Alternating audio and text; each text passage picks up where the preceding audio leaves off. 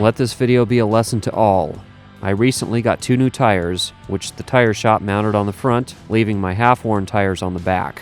I quickly noticed my vehicle felt slightly and uncharacteristically unstable around curves on wet roads, even at slow speeds. But I thought it was my imagination, and I should not have ignored it, because here is what happened. I took this curve at the same slower speed I always do when the road is wet. Oh, whoa, whoa, whoa, whoa, whoa, whoa! Fuck! God damn it!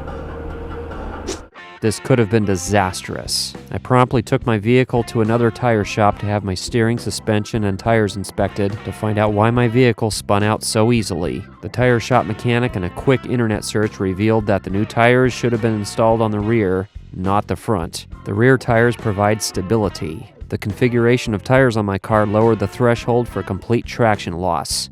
Lesson learned. Don't forget to subscribe. You do not want to miss out on more excitement.